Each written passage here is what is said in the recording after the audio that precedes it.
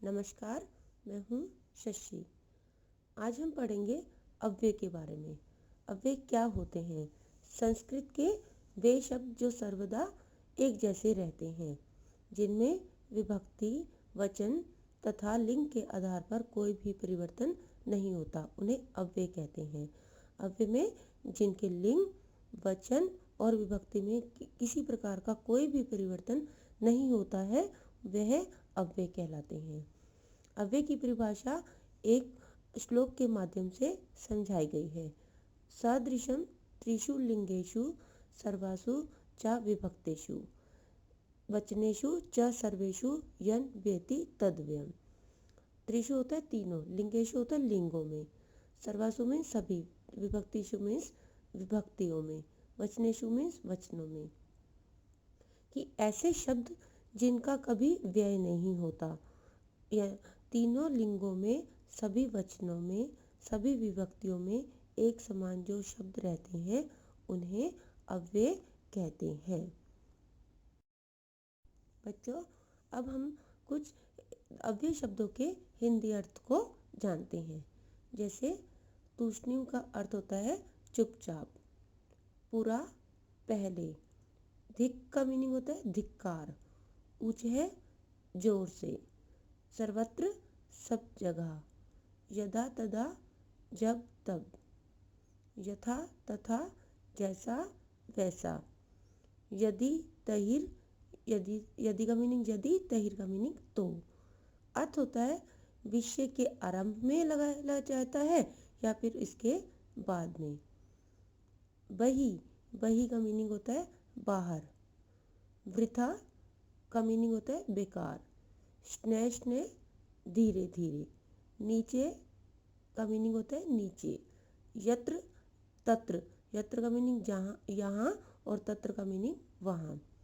माँ, माँ का मीनिंग होता है मत, मना करना, जिसमें होता है मृषा, झूठ।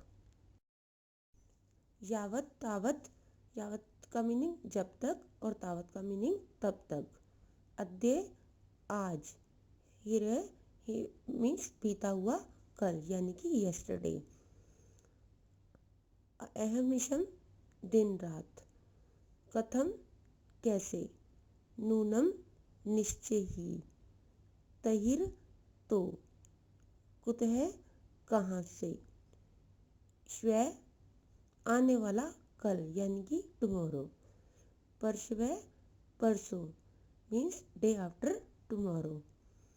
अधुना, अब। किमर्थम, किस लिए। यदि, यदि का मीनिंग यदि। सर्वदा, सदा। नमः, नमस्कार। दिवा, दिन। ही का मीनिंग ही। ऊपरी, ऊपर। साधु का मीनिंग होता है अच्छा। वै, निश्चय ही। अति, बहुत। उभयता, दोनों, दोनों ओर।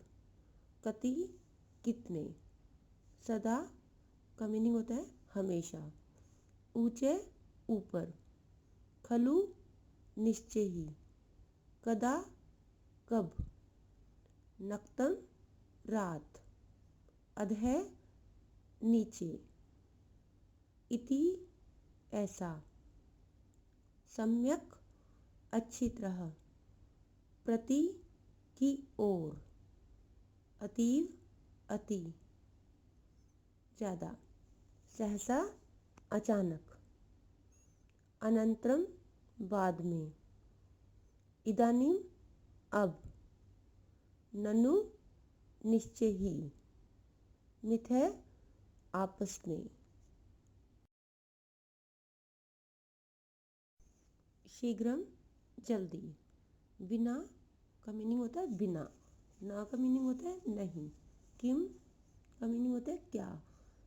ये प्रश्न निर्माण के लिए प्रयोग किया जाता है। अत्र का मीनिंग होता है यहाँ, यानी कि हेयर। तत्र का मीनिंग होता है वहाँ, यानी कि देयर। यत्र का मीनिंग होता है जहाँ। ईव, समान। पूरा, प्राचीन काल में। एचिरम जल्दी। स्म स्म जो होता है वो भूतकाल के लिए प्रयोग किया जाता है और लट लकार के साथ प्रयुक्त निपात होता है। लट लकार का अस धातु का जो रूप चलता है उसमें इसका प्रयोग किया जाता है। परस्परम एक दूसरे से, सह साथ, अपि भी, तू का मीनिंग होता है तो या फिर लेकिन, प्रातः सवेरा या सुबह, सायं शाम, एव ही, एकता एक बार, चिरम देर और एचिरम का मीनिंग था जल्दी, सर्वत्र सब जगह। अब हम उदाहरण के माध्यम से समझते हैं कि फिलिंग द ब्लैंक्स में अव्यय पद किस प्रकार से भरे जाते हैं। हमारे पास प्रश्न है, मंजूषात उचित अव्यय पद है वाक्यानि पूरत। मंजूषात होता है जो ब्रैकेट्स में जो अव्यय पद दिए गए हैं उनको फिलिंग द ब्लैंक्स में भरिए। कुत्र का मीनिंग होता है कहाँ, श्वय का मीनिंग होता है आने वाला कल, माँ का मीनिंग होता है मत या फिर मना, सदा का मीनिंग होता है हमेशा, बही का मीनिंग होता है बाहर, प्रातः का मीनिंग होता है सुबह, सर्वत्र का मीनिंग होता है सब जगह, अद्य का मीनिंग होता है आज। तो फिर हमारा पहला फिलिंग द ब्लैंक्स है अहम डैश गमिष्यामि। हमने इसमें भरा श्वय, मैं कल जाऊंगा। सेकंड में हमने भरा वृथा डैश प्रलप। वृथा का मीनिंग होता है झूठ, झूठ मत बोलो, है ना। तो हमने इसमें क्या बोला, माँ, वृथा माँ प्रलप। थर्ड है हमारा डैश ईश्वरम स्मृत है, ईश्वर का स्मरण कीजिए। तो हमारे पास अव्यय पद है सदा, हमेशा, जिसका अर्थ होता है हमेशा।